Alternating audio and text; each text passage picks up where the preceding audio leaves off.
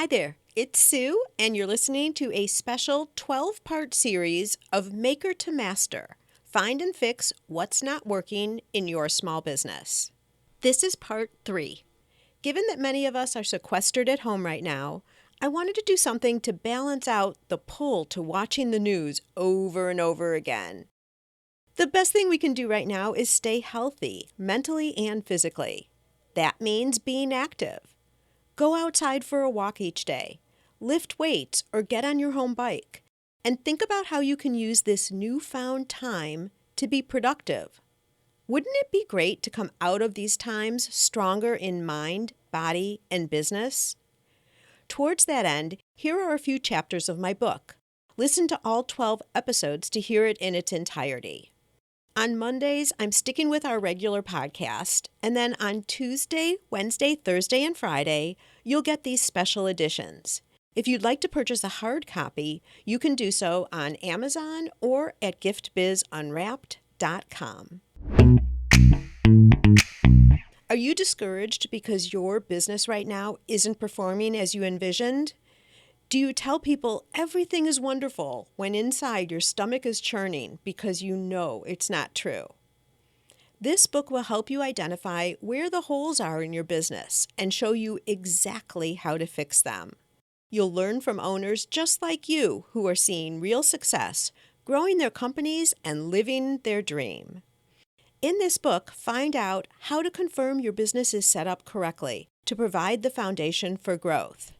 How to implement pricing strategies that bring in sales and make you money. How to effortlessly attract new customers every day, and balance the making of your product with the running of your business. And finally, you'll discover how to ensure that your business stays open and grows over time. Let's get right to it, shall we?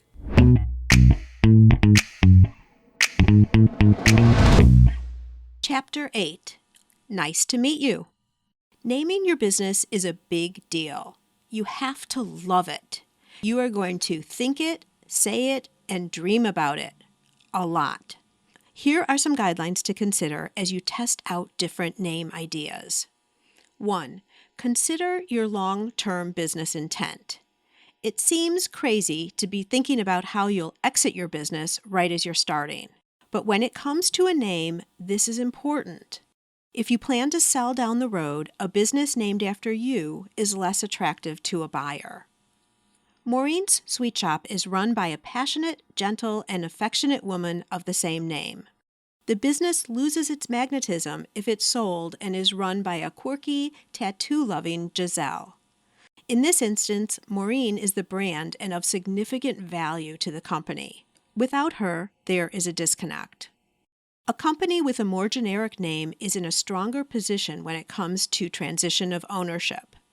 What would Martha Stewart's company be without her? What is the value of Rachel Ray's enterprise without Rachel's presence overlapping all that the company does? You may see these big brands as not applicable to your situation, but it is the same. Maybe even more so, because being a local small business owner, people will know you personally.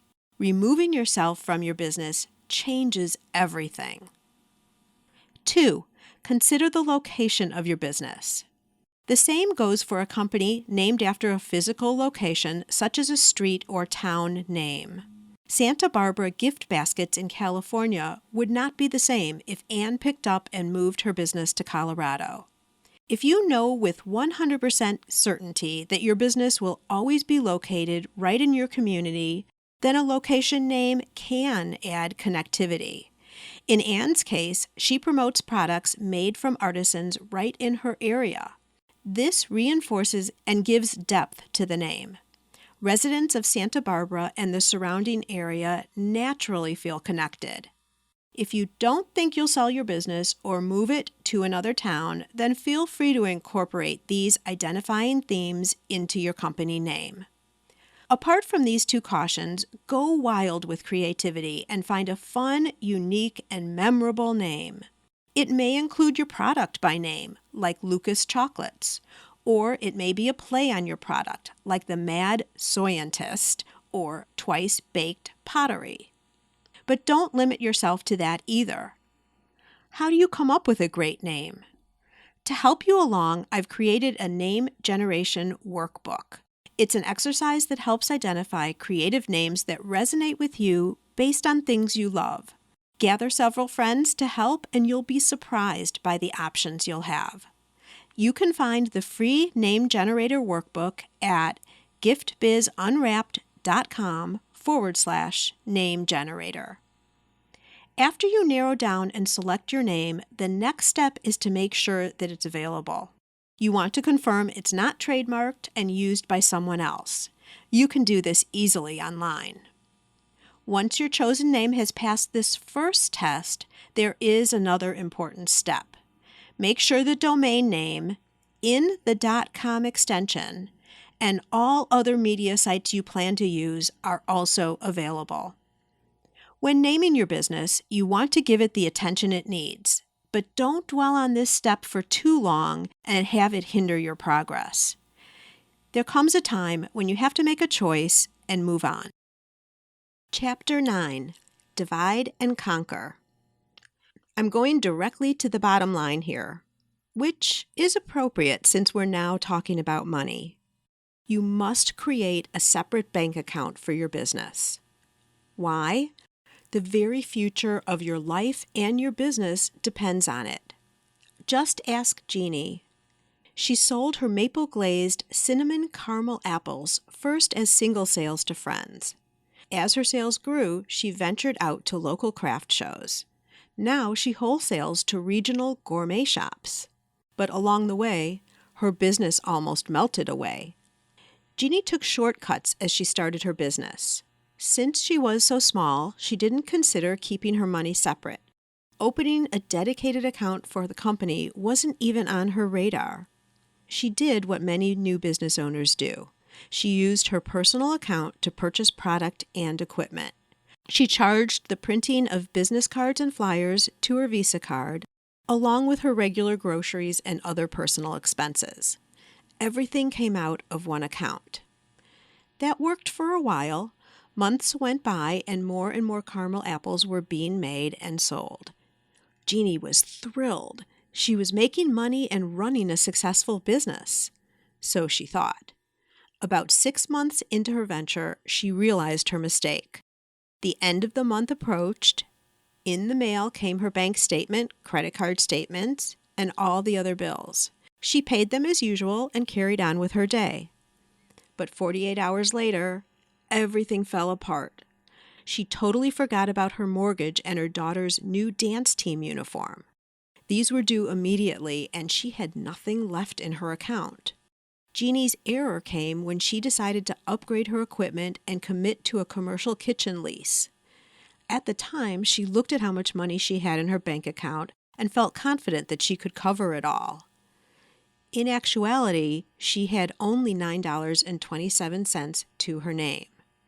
Not paying the mortgage would affect Jeannie's credit rating, and not being able to get her daughter's pink sequins dance uniform? Unthinkable. In the end, Jeannie borrowed from her family to make ends meet, and she learned a valuable lesson. Combining business and personal finances is dangerous. Now she has 2 separate accounts. She understands what her financial situation is for both at any given time. Doing this is very simple. When you start your business, dedicate a certain amount of money as a startup loan to yourself. Let's say $500. Open a bank account with a debit card. Your first balance is then that $500. As your business brings in money, you can repay yourself for the initial loan.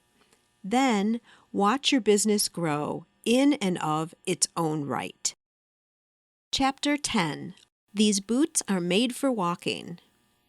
Investopedia defines bootstrapping as follows.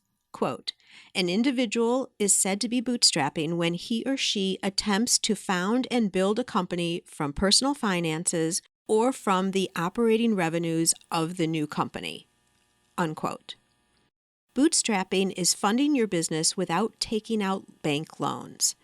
This requires an initial investment that should be set up in a separate bank account as we reviewed in the prior section, Divide and Conquer.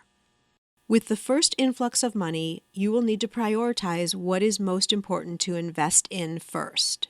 For our community of gifters, bakers, crafters, makers, you obviously have to buy the elements you need to make your product. It's the yarn or the beads if you make fashion accessories. It's the flour, sugar, and milk if you make cupcakes. Other priorities are initial startup costs, such as registering your business and opening a bank account. As your business grows and you start to make money, you can develop the business further. You'll want to put up a website, secure a dedicated email address, etc. But in the early stages, there are always low-cost or no-cost options. Start with free social media platforms to grow your audience and promote your products. Use a free Google email account and transition to a business account later. By this, I mean a Google account, yourbusinessname@gmail.com, which would be free, versus yourname@yourbusinessname.com, which would be a paid business account. When you bootstrap, you grow your business slower, but for many, it is the responsible way to go. If your family counts on your income to cover the monthly bills, you do not need the added pressure of one more payment and incurring interest on a loan.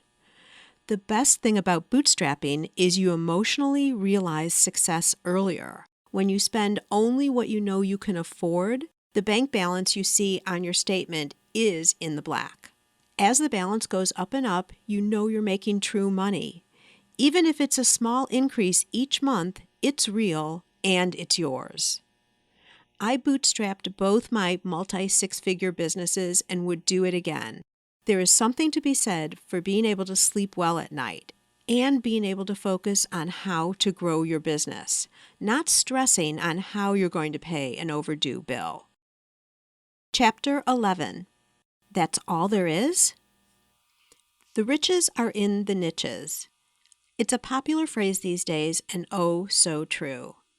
In the marketing days gone by, we called it a core product. Same thing. The best way I can demonstrate this concept is through a story about you. The phone rings and it's your doctor's office. The results of the skin sample we tested are in, Dr. Harrison begins. It is melanoma on your upper right arm. We must address this immediately. You knew all those years in the sun were putting you at risk, but you took your chances anyway. Of course, this is bad news, but there is a silver lining. It has been caught early, and with minor surgery and regular checkups, it is manageable and not life-threatening. But action needs to be taken. What do you do now? Dr. Harrison says that you can come into her office and she can take care of it for you. Or you can go to a specialist who can do the same procedure. Melanoma. This can be serious. My guess is you would choose to go to someone who focuses specifically on this disease versus going to a general practitioner. Your fictional story is now over. I'm so glad you're okay. Let me apply this example to your business. By narrowing in and focusing on a specific product or service, you become a specialist in that category. Your specialty then provides direction for all you do moving forward. It defines your target customer, your messaging, and the platforms you select to get in front of the right people. It's like gold. For a great example, we can look to Cara of Cara's Vineyard Wedding. Are you ready for this? Her business started around wine corks used as place cards for weddings. No, I'm not joking. She has built an entire business around this initial core product. As her business developed, she expanded into related products such as Christmas ornaments and wine charms. She also hosts a podcast focused on wedding planning. You will notice they are all spin-offs of the original idea, only brought to life because of the initial momentum she gained thanks to niching way down with her first idea. The larger and more disjointed your product offering is at the start, the more you become vanilla to the market. This makes it so easy for people to go someplace else to find an expert who can help solve their specific pain point. The more niche down you are, the more attractive and unique you become. That attracts sales. Chapter 12. Hi, I know you. Once you've decided on your product and its specific niche, it's time to define who your customer is. This is referred to as an avatar. No, it's not everyone who breathes and could potentially use your product. It is that select group of people for whom the product is made. It's those who are naturally attracted to your business because of what you stand for and what your product is. This can be a hard concept to wrap your head around. It's similar to the challenge of narrowing down your product, as we discussed in the last chapter. It's extremely important and has tremendous value as you move forward. When you are able to define your avatar, you can communicate on a deeper level. Your prospects will feel like you are talking directly to them. They will feel you get them. Francesca is a jewelry designer. She defines her market as young teenage or college girls who want to be seen as trendsetters in their social group. Her designs are always slightly pushing the limits. She pays particular attention to color and material to ensure her styles are current. By defining her customer as she has, the wording in her promotions is not, "Come see our large assortment of accessories. You're sure to find something you will love that will look great on you." This is way too general and resonates with nobody. Check this out. Prom is next weekend. You've got your dress, but how do you make yourself stand out? On display now is a new collection of ear and nose rings in colors hot off the runway. Come pick out the one that is calling your name and be the envy of all your friends. Or, it's spring break and you're headed to the beach. We're thinking you need a new belly button ring to go with your tan. But beware, it's sure to spark interest from that guy you have eyes for. See the difference? By defining your avatar, you can use specific wording and imagery that make your customer certain you are the one and only place to buy. It's because you recognize that you understand them inside and out. These examples are in line with Francesca's customer and not in line with a middle-aged career woman. That's intentional and it results in sales. There is more to this too. When you define your customer in detail, it will help direct where you should advertise to capture more of the same audience. From print brochures to Facebook ads, you can target and invest in the right platforms where your ideal customer resides. If you've not done this yet, find time to do so now. Create your ideal avatar. Even name her and describe how she looks. Decide on her age and income level. But don't stop there. Think about what movies she likes to watch, what magazines she reads, and what she does in her spare time. The more detailed you can get, the more powerful your avatar will be. Then, when you are putting together social media posts or print ads, speak to this person directly. Not every customer of yours, just this one person. You will see the difference in results. I guarantee it. That's a wrap for this session of Maker to Master, and I look forward to sharing the rest of the book with you in upcoming episodes. I want to make sure you're familiar with my free Facebook group called Gift Biz Breeze. It's a place where we all gather and are a community to support each other. I've got a really fun post in there that's my favorite of the week, I have to say, where I invite all of you to share what you're doing, to show pictures of your product, to show what you're working on for the week, to get reaction from other people, and just for fun because we all get to see the wonderful products that everybody in the community is making. My favorite post every single week, without doubt. Wait, what? Aren't you part of the group already? If not, make sure to jump over to Facebook and search for the group Gift Biz Breeze. Don't delay. Come join us in Gift Biz Breeze today.